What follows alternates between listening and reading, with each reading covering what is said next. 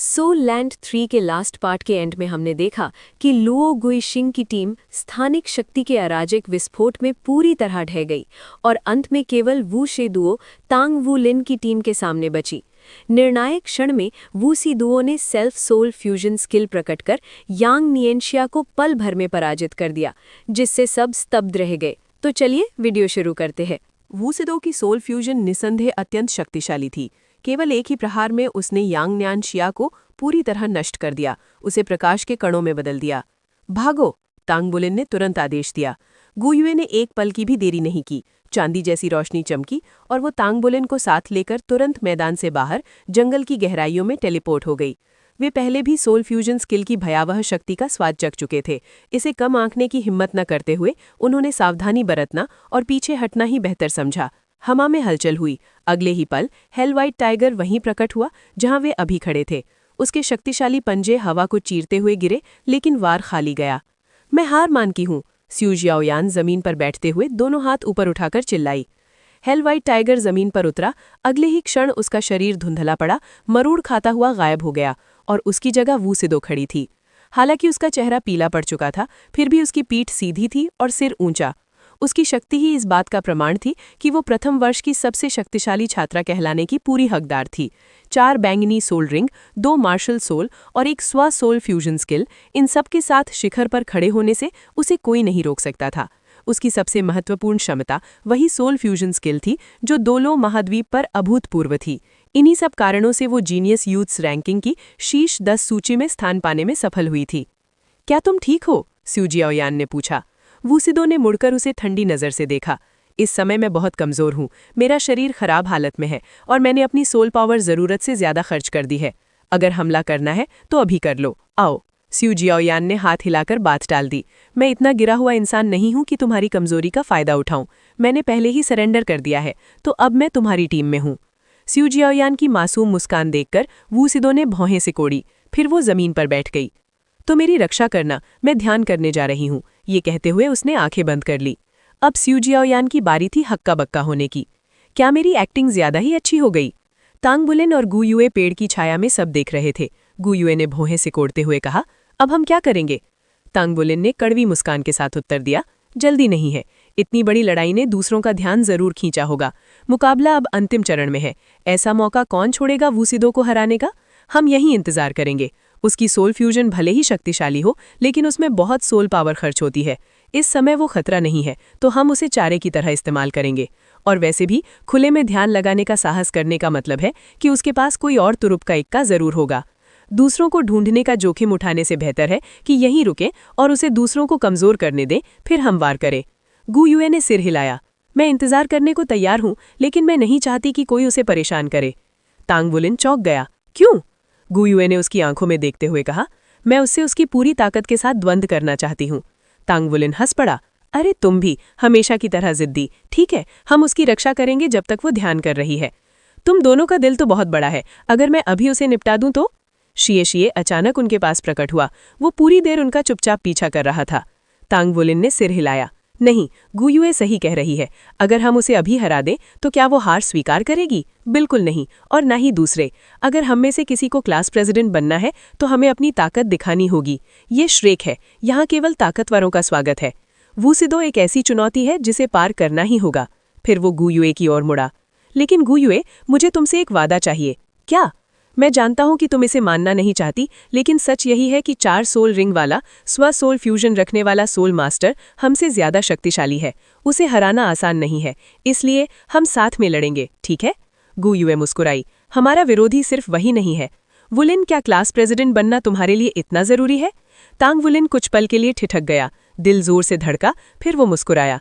मैं समझ गया, याद दिलाने के लिए धन्यवाद। हम ये साथ मिलकर करेंगे।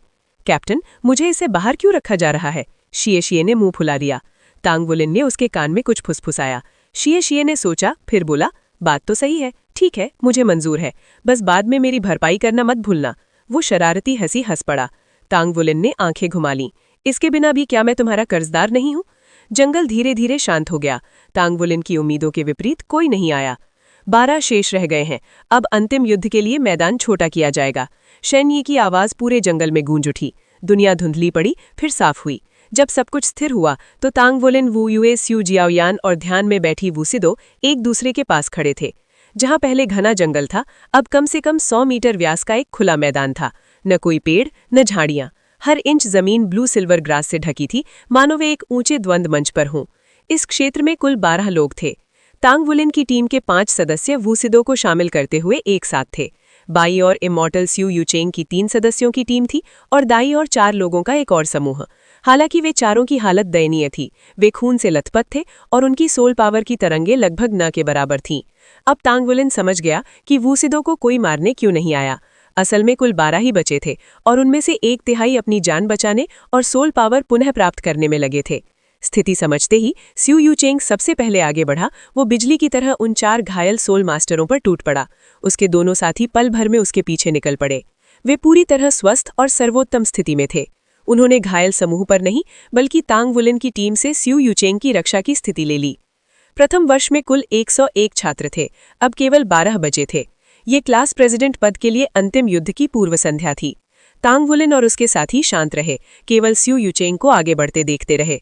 4 लोगों की टीम फंस चुकी थी, मानो उड़ान के अंत में तीर। दरांती गिरी और वे प्रकाश की चमक में गायब हो गए। अब केवल 8 रह गए, स्यू यूचेंग की टीम के 3 और तांग वुलिन की ओर से 5। तांग वुलिन आगे बढ़ा, उसका ध्यान सीधे स्यू यूचेंग पर था। अब चालबाजी या इंतजार का कोई मतलब नहीं था। ये बुद्धि नहीं, शक्ति का समय था। दूसरों को मनाने का एक ही तरीका था, ताकत दिखाना। स्यू यूचेंग ने डेमन साइकी उठाई और गंभीर नजर से तांग वुलिन को देखा। उसके दोनों साथियों ने अपनी मार्शल सोल एक्टिवेट कर ली थी, लेकिन जैसे ही उन्होंने देखा कि तांग वुलिन के पास केवल 2 सोल रिंग हैं, उनके होठों पर उपहास भरी मुस्कान आ गई। दोनों टीमों ने अपनी अपनी सामान्य विभेद संरचना अपना ली।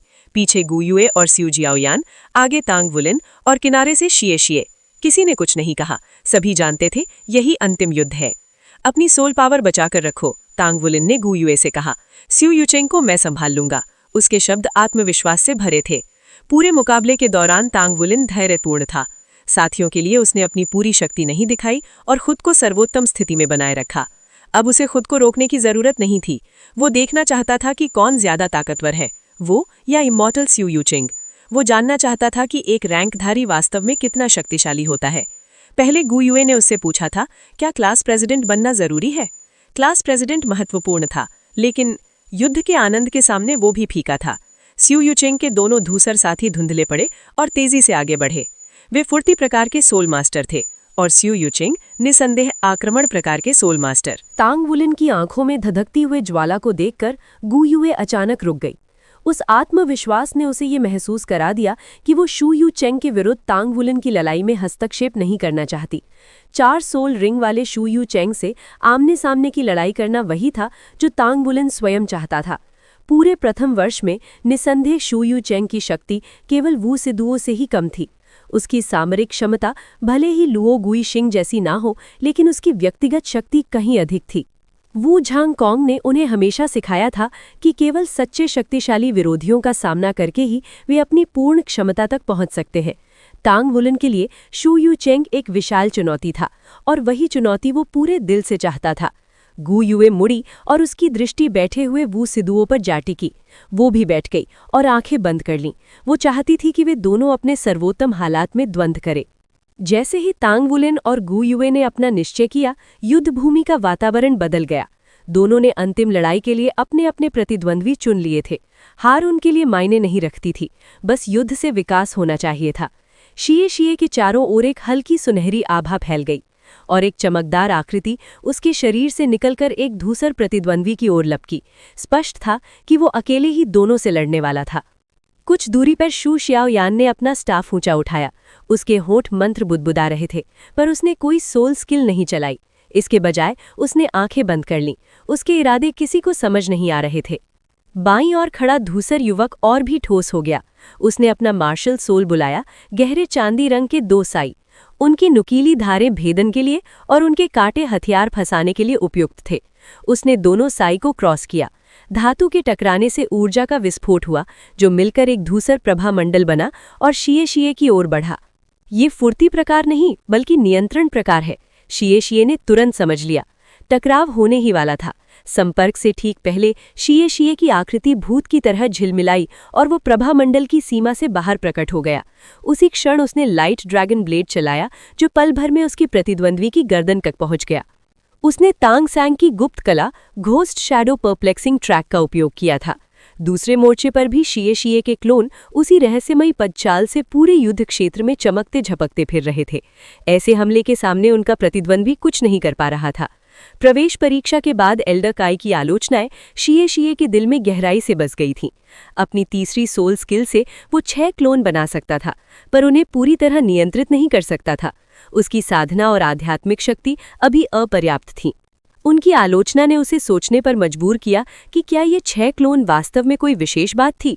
प्रयोग करने के बाद उसने पाया कि उसकी वर्तमान सीमा 2 क्लोन को पूरी तरह नियंत्रित करने की है, विशेषकर तब जब दोनों घोस्ट शैडो परप्लेक्सिंग ट्रैक का उपयोग करें। स्वयं को 2 तक सीमित करके वो अपने मन को 2 भागों में बांट सकता था, जिससे उसकी आध्यात्मिक शक्ति के विकास में भी लाभ होता था। ये उसकी इस सिद्धांत की पहली वास्तविक परीक्षा थी। उसने 2 क्लोन बुलाए और मन को 2 हिस्सों में बांट लिया। उसने बाकी सभी सोल स्किल को त्याग दिया और केवल लाइट ड्रैगन ब्लेड पर ध्यान केंद्रित किया, ताकि इस गुप्त कला की वास्तविक क्षमता सामने आ सके। श्रेष्ठ परिणाम पाना उसका लक्ष्य नहीं था, गलतियां न करना था। वो इन शक्तिशाली विरोधियों को स्वयं को तराशने के लिए प्रयोग कर रहा था। 2 तेज धूसर युवक नियंत्रण प्रकार के सोल मास्टर निकले। उन्हें लगा था कि क्लोन प्रयोग करने वाले फुर्ती प्रकार को रोकना आसान होगा, लेकिन वास्तविकता कठोर थी। न केवल उनकी गति अनुमान से कहीं अधिक थी, बल्कि उनकी पदचाल इतनी विचित्र थी कि उसका अनुमान लगाना असंभव था। जल्द ही वे कोने में धकेल दिए गए। शू यू चेंग स्थिर खड़ा था। तांग बुलिन को अपनी ओर आते देखकर उसका पीला चेहरा भावहीन था। उसके चारों ओर मृत्यु सी ठंडी आभा फैली हुई थी और उसकी दराती से काली ऊर्जा की लहरें उठ रही थीं। ब्लू सिल्वर घास तांग बुलिन के हर कदम के साथ उन्मत्त नृत्य कर रही थी। उसकी बाह पर लिपटा गोल्ड लाइट अपनी चमकती सुनहरी आंखों से शू यू चेंग को घूर रहा था। असंख्य उत्परिवर्तनों के बाद गोल्ड लाइट अब पहले जैसा नहीं था। उसका पूरा शरीर चमकदार शल्कों से ढका था और उसकी आंखों में बुद्धिमता की झलक थी। शू यू चेंग से मात्र 10 मीटर की दूरी पर तांग बुलिन ने अचानक आक्रमण किया। ब्लू सिल्वर घास सांपों की तरह हर दिशा से झपटी। उसकी टांगों में शक्ति उमड़ी और वो तीव्र गति से आगे बढ़ा। शू यू चेंग ने आंखें संकुचित की और अपनी दरांती से वार किया। काली ऊर्जा की एक लहर घास के झुंड की ओर दौड़ी। मानो जीवित हो, घास हवा में जिगजैग करती हुई नीचे जमीन की ओर झुक गई, काली लहर के नीचे से निकलते हुए। लहर शीघ्र ही तांग बुलिन तक पहुंची। हवा में एक गूंज सुनाई दी। तांग बुलिन ये बचने की कोशिश नहीं की।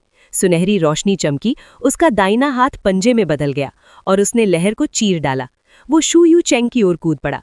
ब्लू सिल्वर घास पागल हो उठी, बाइंड क्षमता के साथ शू यू चेंग को जकड़ने दौड़ी। तभी शू यू चेंग ने वास्तविक चाल चली। वो बिजली की तरह ऊपर उछला। उसकी दराती आकाश में अंधेरे की छाया खींचती हुई चली। अंधकार उसके शरीर से बह निकला। आसमान की ओर बढ़ती घास एक एक करके कटती गई। फिर अंधकार सिमटा और तांग बुलिन की ओर झपटा। चारों ओर से दबाव था। तांग बुलिन जानता था कि यदि वो डेमन सिथ का सीधा प्रहार झेलेगा तो उसका अंत निश्चित है, लेकिन पीछे हटना संभव नहीं था। पिछली लड़ाई देखकर वो समझ गया था कि शू यू चेंग की शैली शुद्ध बल से विरोधी को दबाने और हर बचाव मार्ग काट देना पर आधारित है। इसलिए तांग बुलिन को पीछे नहीं हटना था, उसे आगे बढ़ना था। एक दर्जना के साथ उसकी 2 बैंगनी रिंग मंद पड़ गईं और एक गोल्डन रिंग प्रकट हुई। एक ड्रैगन की दहाड़ जंगल को चीर गई। दीप्तिमान सुनहरी रोशनी उसके शरीर से फूट पड़ी। उसके पंजे और शल्क शुद्ध सोने की तरह चमक उठे, यहाँ तक कि गोल्ड लाइट भी सशक्त होता प्रतीत हुआ। तांग बुलिन ने गोल्डन ड्रैगन बॉनी का उपयोग किया। उसने दोनों बाहें फैलाईं। उसके रक्तसार की पूरी शक्ति विस्फोट की तरह उमड़ पड़ी। वो क्षण भर में एक छोटे सूर्य की तरह चमक उठा। उसकी आभा इतनी तेज थी कि आंखें चौंधी आ जाएं। काली ऊर्जा सुनहरी रोशनी से टकराते ही विकृत हो गई और तांग बुलिन के इशारे पर एक ओर मुड़ गई। ये तांग सैंग की एक और गुप्त कला थी, कंट्रोलिंग क्रेन कैप्चरिंग ड्रैगन। पल भर में उसकी आंखों में बैंगनी प्रकाश खिल उठा। अंधकार के बीच शू यू चेंग की गति अचानक मंद पड़ गई। उसकी तीसरी रिंग बुझ गई। उसकी सोल स्किल बाधित हो गई थी। तांग बुलिन के नीचे की एक ब्लू सिल्वर घास सुनहरी हो गई। वो स्प्रिंग की तरह कुंडली मारकर उसे आकाश में उछाल दिया। वो प्रकाश के बाण की तरह अंधकार को चीरता हुआ आगे बढ़ा। अंधकार की धारदार लपटों ने उसके शरीर को काटा, कई घाव बनाए, लेकिन गोल्डन ड्रैगन बॉडी के सामने वे केवल सतही चोटें थीं। अगले ही क्षण शू यू चैंग की डेमन साइथ की मारक दूरी वाकई बहुत लंबी थी। उसे इस लाभ का उपयोग करने से रोकने के लिए टैंग वुलेन ने अपनी नुकीली पंजे वाली मुट्ठी सीधी उसकी ओर फेंक दी। अब पर्पल डेमन आइज के मानसिक आक्रमण से उबर चुके शो यू चैंग ने टैंग वुलेन की आंखों में सीधा देखा। उसने अपनी साइथ की पकड़ ढीली की और हाथ को ब्लेड के घुमावदार किनारे की ओर सरकाया। फिर बिल्कुल निर्विकार भाव के साथ उसने अपनी छोटी की हुई साइथ से आती हुई पंजे पर वार कर दिया। हवा में एक तीखी ध्वनि गूंजी और बैंगनी अंधकार टैंग वुलेन की शल्कों से ढकी बांह पर चढ़ गया। टकराव की शक्ति का सहारा लेकर शो यू चैंग पीछे की ओर उछल गया। हालांकि पीछे हटते समय वो कुछ बार लड़खड़ा गया। साफ था कि उसने टैंग वुलेन की ताकत को कम आंका था। अब जब शो यू चैंग ने उनके बीच कुछ दूरी बना ली थी तो टैंग वुलेन के लिए फिर से डेमन साइथ की सीमा में घुसना कठिन हो गया था। वो पहुंच और आत्मा शक्ति दोनों में ही पिछड़ रहा था। अब बाइंड का प्रयोग करना बहुत देर हो चुकी थी। Show you Chang Tang woollen द्वारा फेंकी गई हर ब्लू सिल्वर घास को आसानी से काट डालता। टैंग वुलेन की ताकत ने शो यू चैंग को चौंका दिया। हालांकि टैंग वुलेन ने एक चौंकाने वाली सुनहरी आत्मा वलय दिखाई थी, फिर भी उसके पास केवल 2 ही आत्मा वलय थे और उसी के अनुरूप आत्मा शक्ति। इसी आधार पर शू यू चैंग को विश्वास था कि वो शक्ति के मुकाबले में टैंग वुलेन को दबा सकता है। पीछे हटने के बाद भी उसे यकीन था कि वो जीत सकता है, लेकिन अब उसे एहसास हुआ कि टैंग वुलेन की ताकत उसकी अपेक्षाओं से कहीं अधिक थी। आत्मा शक्ति में अंतर होने के बावजूद टकराव में उसे पूरी तरह पराजय मिली थी। उस प्रभाव से उसके शरीर में अब भी अनियंत्रित कंपन था। वो शायद सोचता है कि मैं लम्बी हथियारों में विशेषज्ञ हूँ। दुर्भाग्य उसके लिए मेरी डेमन साइथ नज़दीकी लड़ाई में भी उतनी ही घातक है। मैं इसे छोटे हथियार की तरह भी इस्तेमाल कर सकता हूँ। वो विस्फोटक ताकत तो निकाल सकता है, लेकिन ज्यादा देर तक नहीं टिक पाएगा। शू यू चैंग का अनुमान सही था, लेकिन उसे ये नहीं पता था कि टैंग वुलेन स्थिति को बिल्कुल अलग तरह से देख रहा था। दूरी बनाना चाहता है। ब्लू सिल्वर घास निकल पड़ी और विरोधी को जकड़ने लगी, जबकि टैंग वुलेन ने एक बार फिर अपना पंजा लहराया। गोल्डन ड्रैगन बॉडी का रक्तसार उफान मार उठा और उसकी दाहिनी बांह के चारों ओर फैली काली धुंध तुरंत छट गई। उसने हाथ उठाया, उसके पंजे की चमकदार सुनहरी आभा गहरी पड़ गई और नीचे की ओर वार किया। 5 गहरे सुनहरे प्रकाश तरंगे बाहर की ओर दौड़ पड़ी। दर्शकों के सामने एक अद्भुत दृश्य खुला जिसने सबका ध्यान खींच लिया। यहाँ तक कि वू सी दुआ भी विस्मय से अपनी आंखें खोले रह गई। उन्होंने देखा कि टैंग वुलेन में हाथ उठाया, फिर नीचे वार किया और वे 5 प्रकाश तरंगे आकाश को चीरती हुई शू यू चैंग की ओर बढ़ीं। शू यू चैंग के चेहरे पर भय उभरा, लेकिन बहुत देर हो चुकी थी। वो बस मुड़कर अपनी साइथ को सामने उठा सका, इससे पहले कि हमला उस तक पहुंचे। धातु के धातु को फाड़ने की कान भाड़ू ध्वनि गूंजी और शू यू चैंग जमीन पर जा गिरा। उसने मुंह से खून उगला, उसका चेहरा पहले से भी ज्यादा पीला पड़ गया। इसके बावजूद उसकी साइथ पर केवल कुछ दरारें ही आई थीं। वो सचमुच एक रैंकधारी होने के योग्य था। उसके शरीर का निचला हिस्सा जमीन में धंस गया था, मानो वो एक कील हो जिसे ठोका जा रहा हो। टैंग वुलेन उस पर टूट पड़ा, पंजा ऊंचा उठाए अगला वार करने को तैयार। शू यू चैंग बस कमजोरी से अपनी साइथ उठा सका। हर बार जब टैंग वुलेन का पंजा साइथ से टकराया, धात्विक चीख हवा में गूंजी। उसके वार तेज नहीं थे, लेकिन हर एक में अपार शक्ति थी। हर प्रहार के साथ शू यू चैंग और गहराई तक जमीन में धंसता गया और उसकी साइथ की दरारें जाले की तरह फैलती चली गईं। उसके मुंह और नाक से खून बहने लगा, फिर कानों और आंखों से भी। सिर के 7 छिद्रों से खून बह रहा था और हर प्रहार के साथ प्रवाह बढ़ता गया। 5वां वार पढ़ते ही शू यू चैंग ने खून की बौछार उगली और उसकी साइथ चकनाचूर हो गई। अगले ही पल वो सफेद रोशनी की चमक में गायब हो गया। ये देखने वाले सभी लोग स्तब्ध रह गए। वो अमर शू यू चैंग था, जीनियस यूथ्स रैंकिंग में 19वें स्थान पर रहने वाला। भले ही उसने टैंग वुलेन के हमलों को रोकने में बहुत सी आत्माशक्ति खर्च कर दी हो, फिर भी वो एक 4 वलयी सोल एंसेस्टर था। प्रथम वर्ष में केवल 2 ही सोल एंसेस्टर थे और वो हार गया इस तरह। जब टैंग वुलेन ने शू यू चैंग को हराया, उसी समय शेशे ने भी अपनी पूरी ताकत लगा दी। शू यू चैंग के दोनों साथी उसकी हार से स्तब्ध रह गए। शू यू चैंग ने इसी मौके का फायदा उठाया और आखिरकार कदम बढ़ाया। उसने बाईं ओर के युवक की ओर एक बर्फ का भाला फेंका जो बिजली की तरह हवा चीरता हुआ बढ़ा।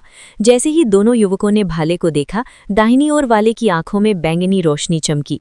शू यू शाओ अफसरों का पूरा लाभ उठाने में निपुण थी। चूंकि उसके मार्शल वलय की शक्ति उसके साथियों की जितनी नहीं थी, इसलिए उसने इसी दिशा में खुद को निखारा था। बर्फ के भाले की दिशा ने युवक को दुविधा में डाल दिया। अगर वो उससे बचता तो सीधे शेशे के जाल में फंस जाता। शेशे ने लाइट ड्रैगन स्टॉर्म सक्रिय किया और लाइट ड्रैगन ब्लेड्स छोड़े। वो मृत्यु के एक चमकते बवंडर की तरह दोनों ग्रे युवकों की ओर बढ़ा। दोहरे आक्रमण और शू यू चैंग की हार के सदमे के सामने उसका अंत तय था। सफेद रोशनी चमकी, उसका पतन हो गया।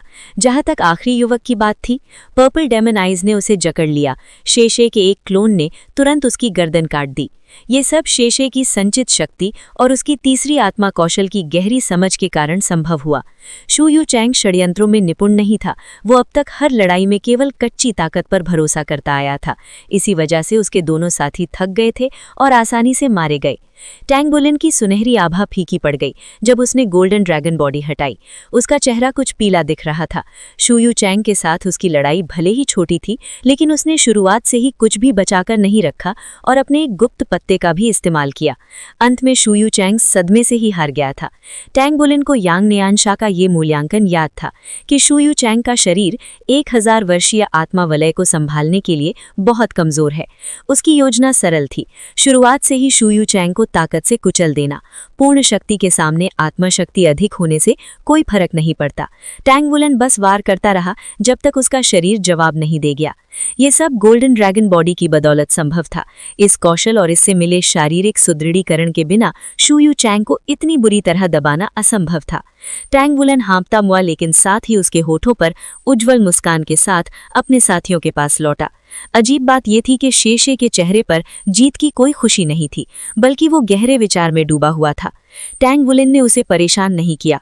साफ था कि वो किसी प्रकार के बोध या ज्ञानोदय में था।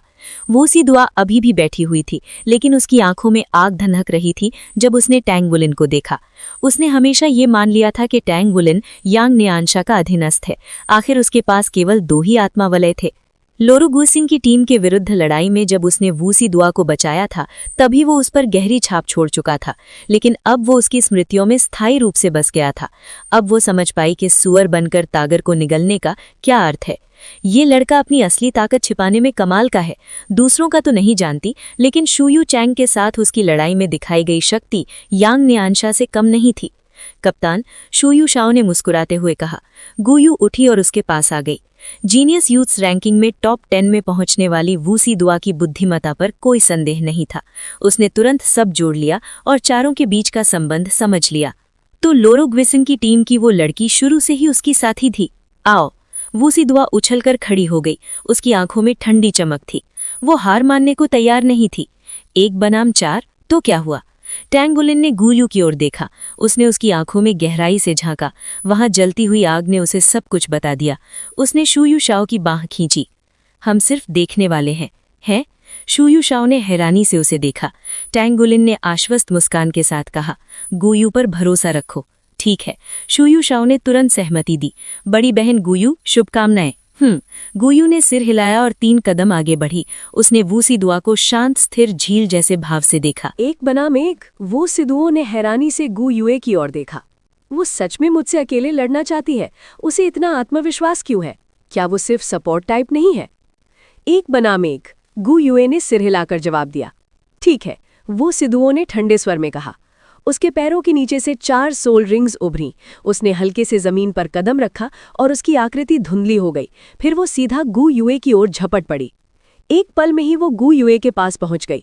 काली रोशनी चमकी और उसने अपने पंजे आगे बढ़ाकर नीचे की ओर वार किया। टांग बुलिन युद्ध क्षेत्र से दूर खड़ा पूरी तन्मयता से ये सब देख रहा था। थोड़े समय के गठबंधन में वो वू सिदुओं की असली क्षमताओं को ठीक से नहीं समझ पाया था, लेकिन अब जब वो गुयुए पर पूरी ताकत से हमला कर रही थी, तब उसे उसकी रफ्तार और शक्ति का दमनकारी स्वरूप साफ दिख रहा था। इतनी तेज गति के बावजूद वू सिदुओं का हमला असफल रहा। जैसे ही पंजे गुयुए को चीरने वाले थे, एक क्षण पहले ही चांदी सी रोशनी फूटी और गुयुए गायब हो गई। वू सिदुओं के पंजे केवल हवा को चीर पाए। गुयुए 10 मीटर दूर फिर प्रकट हुई। उसका भाव अब भी शांत था। 3 सोल रिंग्स, 2 पीली और 1 बैंगनी, उसके चारों ओर घूम रही थीं। वे चमकने लगीं और उसके हाथ तितलियों की तरह हवा में नाचने लगे, मानो वो प्रकृति के तत्वों को अपने आदेश पर बुला रही हो। 4 सोल रिंग्स होने के कारण वो सिद्धुओं की तत्वीय अनुभूति साधारण सोल मास्टर से कहीं अधिक तीक्ष्ण थी। उसने महसूस किया कि गुयुए का पूरा अस्तित्व एक भंवर में बदल गया है, जो आसपास की तत्वीय ऊर्जा को पागलों की तरह खींच रहा है। उसे अपनी ही सोल पावर पर हल्का सा खिंचाव भी महसूस हुआ। ये गु युए ने उंगलियां चटकाईं और एक बर्फीला शलाका निगृहित होकर वू सिदुओं की ओर दागा गया। लेकिन ये साधारण बर्फीला शलाका नहीं था, ये त्रिरंगी शलाका था। नीली नोक, चांदी सा शरीर और आग सी लाल जड़। लाल हिस्सा बाहर निकलते ही फट पड़ा, जिससे शलाका की गति अविश्वसनीय रूप से बढ़ गई। पलक झपकने से पहले ही वो वू सिदुओं के सामने था। फिर भी वू सिदुओं ने एक आक्रमण प्रकार सोल मास्टर की ताकत दिखाते हुए तुरंत अपने पंजे से उसे काट डाला। शलाका लाखों टुकड़ों में भट गया और आसपास का तापमान तेजी से गिर गया। फिर हवा विकृत होने लगी और वू सिदुओं के चारों ओर कसने लगी, जिससे उसकी गति बाधित हो गई। ये 3 तत्वों वाला बर्फीला शलाका, उसमें आग तत्व भी है। वू सिदुओं भले ही चौंकी हो, लेकिन गु युए तो अभी बस शुरुआत कर रही थी। गु युए ने एक और वैसा ही शलाका बनाया और बिजली की गति से आगे भेजा। आग तत्व के विस्फोटक बल के कारण ये साधारण शलाके से कई गुना तेज था। वू सिदुओं ने फिर से उसे काट डाला, लेकिन इससे अंतरिक्ष तत्व का बंधन और मजबूत हो गया। हालांकि ये लुओ गुइशिंग के स्पेशल लॉक जितना शक्तिशाली नहीं था, फिर भी उसे धीमा करने के लिए काफी था। वू सिदुओं की आंखों में ठंडी चमक आई। उसकी चौथी सोल रिंग चमकी और वो 2 प्रतिरूपों में बंट गई, जो अलग अलग दिशाओं से गु युए पर झपटे। गु युए घूमने लगी, हवा हिल उठी, तेज हवाएं उसके चारों ओर चक्कर लगाने लगी और धीरे धीरे एक हरे बवंडर का रूप ले लिया। कुछ क्षणों में गु युए दिखाई देना बंद हो गई। तेज गर्जना के साथ गु युए एक पल को प्रकट हुई। आसमान से सफेद बर्फ गिरने लगी, जो जल्द ही एक भयंकर हिमपात में बदल गई। बवंडर ने बर्फ को खींच लिया और ये एक भीषण बर्फीले तूफान में बदल गया। अत्यधिक ठंड से वू सिदुओं का शरीर जकड़ गया, फिर भी वो साहसपूर्वक गु युए को खोजते हुए अंदर घुस गई। उसकी प्रवृत्ति बता रही थी कि इस तूफान में जितनी देर वो रहेगी, उसकी स्थिति उतनी ही खराब होगी।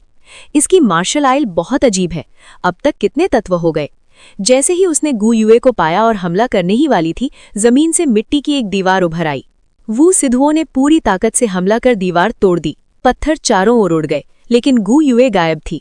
बवंडर ने पत्थरों को भी खींच लिया और तूफान बर्फ और पत्थरों का घातक मिश्रण बन गया। चारों ओर के कोलाहल ने वू सिदुओं की दृष्टि पूरी तरह काट दी। टांग वुलिन शिए के सामने रक्षात्मक मुद्रा में खड़ा था।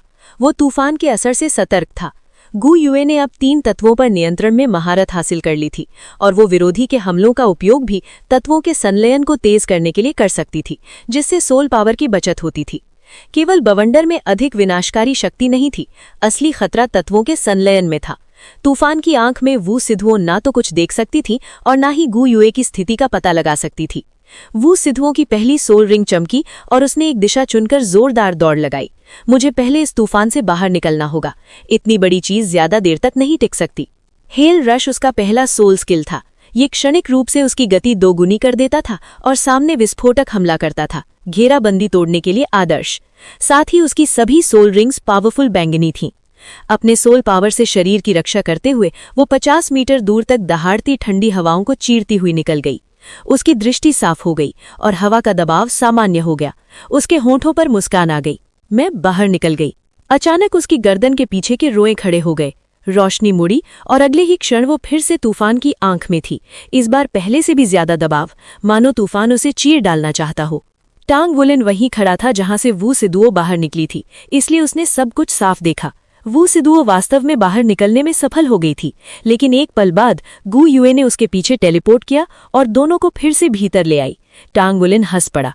गु युए की ताकत पर शक करने की जरूरत ही नहीं थी। आखिरकार उसकी मार्शल आइल उसे 6 तत्वों पर नियंत्रण देती थी।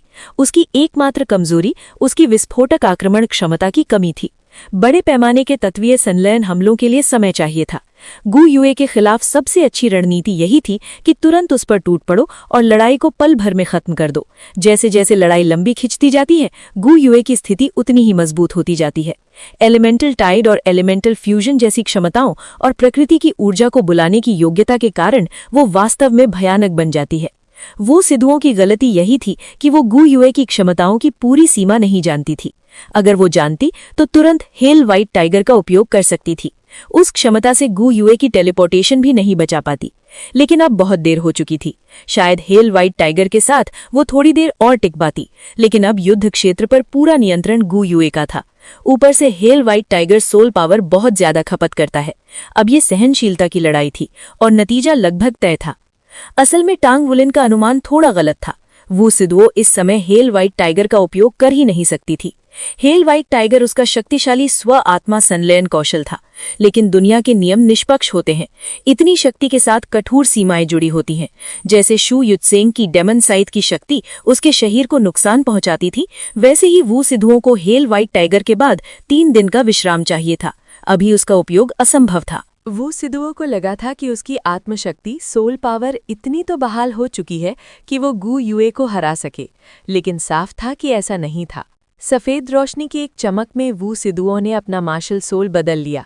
सफ़ेद बाल अचानक उगाए और उसके पूरे शरीर को फर की परत में ढक लिया। एक सुनहरी आभा ने उसके शरीर को निगल लिया। उसकी मांसपेशियां फूल उठी। उसकी अंगों की गठीली आकृति देखने में प्रभावशाली लग रही थी। सीधे दौड़ लगाने के बजाय उसने अपने शरीर की नई मिली शक्ति का इस्तेमाल करते हुए धीरे धीरे बवंडर से खुद को छुड़ाने की कोशिश की, लेकिन जल्द ही वो मिट्टी की दीवारों से घिर गई। ये दीवारें ज्यादा टिक नहीं पाईं, एक ही मुक्के में बिखरकर महीन धूल बन गईं। मगर जितनी देर में वो एक दीवार तोड़ती, उतनी ही देर में बवंडर चुपचाप पास आ जाता और उसकी दृष्टि ढक देता। वो भागते समय सीधी दिशा बनाए नहीं रख पा रही थी। इन बाधाओं के जाल से निकल पाना उसकी पहुंच से बस थोड़ा सा दूर था। वो सिद्धुओं के चेहरे पर खीज उभर आई। भले ही वो मूल रूप से एक फुर्ती प्रकार सोल मास्टर थी, लेकिन उसे आमने सामने की भिड़ंत ज्यादा पसंद थी। केवल कच्ची ताकत से लड़ाइयां जीतने में उसे गहरी संतुष्टि मिलती थी। ऐसे गड़बड़ और उलझे हुए युद्ध क्षेत्र में फंसना, जहां वो अपने विरोधी को ढूंढ भी न सके, उसे बेहद अखर रहा था। उसे पूरा भरोसा था कि अगर वो हेल व्हाइट टाइगर का इस्तेमाल कर पाती तो वो आज़ाद हो जाती। इसी कौशल से सावधान होकर गु युए ने उनके बीच एक बड़ा फासला बनाए रखा था। फिर भी वू सिद्धुओं को अपने फ्यूजन सोल स्किल पर पूरा विश्वास था। बस कुछ ही सेकंड और वो तुरंत बढ़त बना लेती। लेकिन जैसे जैसे सेकंड बीतते गए, हवा और अधिक उग्र होती चली गई, चारों ओर को चीरती और फाड़ती हुई। तूफान अपने उन्माद में और भी विशाल होता जा रहा था। इस दौरान गु युए एलिमेंटल टाइड का उपयोग कर बाहरी तत्वीय ऊर्जा को बवंडर में लगातार भरती रही, उसकी शक्ति को बढ़ाती हुई। चांदी जैसी चमक के साथ गु युए टैंग वुल्लिन के पास प्रकट हुई। उसका चेहरा पीला पड़ चुका था। चलो भागो, अब मैं इसे काबू में नहीं रख सकती। एलिमेंटल टाइड से वो जितनी तत्वीय ऊर्जा संभाल सकती थी, उसकी भी एक सीमा थी। अगर उसे रोका ना गया तो ये उन्मत्त होकर फट पड़ती। चूंकि उसका सामना वू सिद्धुओं से था, वो जरा भी ढील नहीं देना चाहती थी। अब हालात ऐसे बन चुके थे कि गु युए की एलिमेंटल टाइड ने तत्वीय ऊर्जा को उस स्तर तक संकेंद्रित कर दिया था जो उसके नियंत्रण और उसके सोल रिंग्स दोनों से कहीं आगे था। वू सिद्धुओं की दुखद नियति तय हो चुकी थी। चारों साथी मुड़कर भाग खड़े हुए। पीली हालत में भी गु युए के होठों पर संतुष्ट मुस्कान थी। वो सफल रही। भले ही ये लड़ाई उसकी मूल योजना के अनुसार नहीं हुई और भले ही वू सिद्धुओं अपने सर्वोच्च स्तर पर नहीं थी, फिर भी जीत उसी की थी। एक के बनाम एक की इस लड़ाई में विजेता वही थी। भागते समय दुनिया टेढ़ी मेढ़ी होने लगी। एक प्रकाश किरण उन पर पड़ी जो लहराती और मुड़ती हुई त्वचा से टकराई। अगली ही पल वे अंधकार में थे, पूरी तरह हतप्रभ। कुछ समय बाद उन्हें होश आया। उनके केबिनों के दरवाजे खुले और चारों शुरुआती विशाल कक्ष में बाहर आ गए। टैंग वुल्लिन की टीम के प्रकट होते ही सन्नाटा छा गया। करीब 100 जोड़ी आंखें नए आए लोगों को घूर रही थीं। उन नज़रों में कई जटिल भाव थे जिन्हें पढ़ पाना कठिन था। उनमें से एक नज़र थी शांत स्वभाव वाले यांग न्यानशिया की। उसकी भौहें सिमटी हुई थी जब वो टैंग वुल्लिन को देख रहा था। बाहर हो जाने के बाद उसने पूरी प्रतियोगिता स्क्रीन पर देखी थी। उसके दिल में तरह तरह की भावनाएं आपस में टकरा रही थीं, एक उलझी हुई गांठ बनकर। इस वक्त वो बस कड़वी मुस्कान ही दे सका। पहली कक्षा के 5 प्रतिभाशालियों में से लुओ गुइशिंग सबसे कम उत्साहित दिखाई दे रहा था। वो कमरे के एक कोने में बैठा था, घुटनों को सीने से लगाए और उसकी आंखें कहीं दूर शून्य में टिकी थीं। साफ था कि उसका मन गहरे विचारों में डूबा हुआ था। टैंग वुल्लिन की उपलब्धियों ने जेड स्नेक झेंग यू रान को उसे नए नज़रिए से देखने पर मजबूर कर दिया था। उसका ध्यान ज्यादातर उसी पर था, हालांकि कभी-कभी वो गु युए की ओर तिरछी नज़र भी डाल देती थी। दूसरी ओर शू यू चैंग हमेशा की तरह ही पीला था। वो अपने हाथों की कमकमी को दबाने की पूरी कोशिश कर रहा था और टैंग वुल्लिन की ओर उसकी ठंडी घूर इतनी तीखी थी मानो जमा कर रख दे। टैंग वुल्लिन से हारना उसके लिए अपमानजनक था। चाहे उसके विरोधी का मार्शल सोल कितना भी विकृत और राक्षसी क्यों ना हो, आखिरकार वो सिर्फ 2 रिंग वाला सोल ग्रैंड मास्टर ही था। एक सोल एंसेस्टर होते हुए शू यू चेंग के पास हार का कोई बहाना नहीं था। और अंत में वू सिदुओ, उसका चेहरा क्रोध से ऐंठा हुआ था। गालों और गर्दन के किनारों पर बदरंग लालिमा छाई हुई थी। वो टैंग वुल्लिन की टीम से पहले ही कैबिन से बाहर आ चुकी थी और गू युए के पास से गुजरते समय उसे घूरती चली जा रही थी। उसके दांत इतने जोर से भींचे थे कि लगता था अभी टूट जाएंगे। सभी की निगाहें उन चारों पर थीं, लेकिन ये कहना सुरक्षित था कि उनका ध्यान विशेष रूप से टैंग वुल्लिन और गू युए पर केंद्रित था। उन्होंने कैसी भी चालें या रणनीतियां अपनाई हों, इससे कोई फर्क नहीं पड़ता था। सबसे महत्वपूर्ण बात ये थी कि उन्होंने अमर शू यू चेंग और हेल वू सिदुओ दोनों को एक के बनाम एक की लड़ाई में हरा दिया था। ये दोनों 4 रिंग वाले सोल मास्टर थे, जिन्हें उनकी कक्षा में सबसे शक्तिशाली माना जाता था, जबकि टैंग वुल्लिन के पास केवल 2 रिंग और गू युए के पास 3 रिंग थी। आप दोनों के बीच शक्ति का अंतर स्पष्ट है, इसलिए प्रतियोगिता को और आगे बढ़ाने की जरूरत नहीं थी। वू ज़ैंगकोंग के पास खड़ी शेन यी ने कहा, टैंग वुल्लिन और गू युए, तुम दोनों एक ही टीम में हो तो तय करो कि क्लास प्रेसिडेंट और वाइस प्रेसिडेंट कौन होगा। टैंग वुल्लिन के विपरीत गू युए तुरंत एक कदम पीछे हट गई। उसकी राय साफ थी। टैंग वुल्लिन ने उसकी ओर देखा और उसे एक मीठी मुस्कान मिली। उसने औपचारिक विनम्रता दिखाने की कोशिश नहीं की। कभी कभी जिम्मेदारी स्वीकार करनी ही पड़ती है। शेन यी ने सिर हिलाया और फिर शिए शिए और शू शियाओयान की ओर देखा। आमतौर पर हम ये देखते हैं कि अंत में कौन खड़ा रहता है। हालांकि तुम दोनों ने उल्लेखनीय शक्ति दिखाई, लेकिन वो पर्याप्त नहीं है। तुम दोनों बचे रहे हो, इसलिए तुम्हारे पास 2 विकल्प हैं। वाइस प्रेसिडेंट के लिए जिद करो या पीछे हट जाओ। याद दिला दूं कि हर सत्र में क्लास प्रतिनिधियों का पुनः चुनाव होता है और शक्ति ही हमेशा निर्णायक होगी। मैं छोड़ देती हूँ, शू शियाओयान ने तुरंत कहा। उसे अपनी क्षमताओं की पूरी समझ थी। अपने फैसले को पुख्ता करने के लिए वो दर्शकों की भीड़ में जाकर लुओ गुइशिंग के पास बैठ गई। शिए शिए के मुंह का कोना हल्का सा फड़का जब उसने उसे जाते देखा। इस लड़की की एक्टिंग सच में कमाल की है। मैं भी छोड़ता हूँ, थोड़ी हिचकिचाहट के बाद शिए शिए ने फैसला किया। लेकिन मुझे यकीन है कि एक दिन मैं प्रेसिडेंट या वाइस प्रेसिडेंट को चुनौती देने लायक जरूर बनूंगा। उसके चारों ओर एक अजीब सी शांति थी। उसका स्वभाव अब सामान्य चंचलता से अलग था। युद्ध क्षेत्र में उसने अपनी स्थिति को और गहराई से समझ लिया था। हर बार जब उससे अधिक शक्तिशाली कोई विरोधी सामने आता तो वो उसे और तेजी से सुधार करने के लिए प्रेरित करता। शेन यी ने उन्हें शांत भाव से देखा। तो तुम दोनों दूसरा विकल्प चुनते हो। चूंकि तुम दोनों अंत तक बचे रहे और वाइस प्रेसिडेंट बनने से पीछे हट गए, तो तुम्हें 2000 योगदान अंक दिए जाएंगे, जिन्हें तुम आपस में बांट सकते हो। और जहां तक बाकी वाइस प्रेसिडेंट की सीट का सवाल है, वू सिदुओ, क्या तुम ये पद लेना चाहोगी? वू सिदुओ ने गू युए की ओर देखा, फिर टैंग वुल्लिन की ओर। उसने गहरी सांस ली। मैं करूंगी। शेन यी मुस्कुराई। अच्छा, तो सब तय हो गया। क्लास प्रेसिडेंट टैंग वुल्लिन होगा और 2 वाइस प्रेसिडेंट होंगे, गू युए और वू सिदुओ। ये सबसे अच्छा परिदृश्य था जिसकी वो उम्मीद कर सकती थी। शिए शिए कमजोर नहीं था, लेकिन वू सिदुओ की बराबरी नहीं कर सकता था। अगर 5 जीनियस रैंकर्स में से कोई भी क्लास प्रतिनिधि न बना तो पूरी कक्षा में असंतोष फैल जाता। वू सिदुओ, जो सबसे शक्तिशाली थी, को वाइस प्रेसिडेंट बनाकर बाकी लोग कम से कम खुलकर विरोध करने से डरेंगे। असंतोष न्यूनतम स्तर पर ही सही नियंत्रित रहेगा। अब बाकी 3 प्रतिनिधि पदों के लिए प्रतियोगिताएं होंगी। ब्लैकस्मिथ प्रतिनिधि पहले ही तय हो चुका है। टैंग वुल्लिन क्लास प्रेसिडेंट होने के साथ साथ ब्लैकस्मिथ प्रतिनिधि भी है, इसलिए अब केवल मेका डिजाइनर, मेकर और मैकेनिक बचे हैं।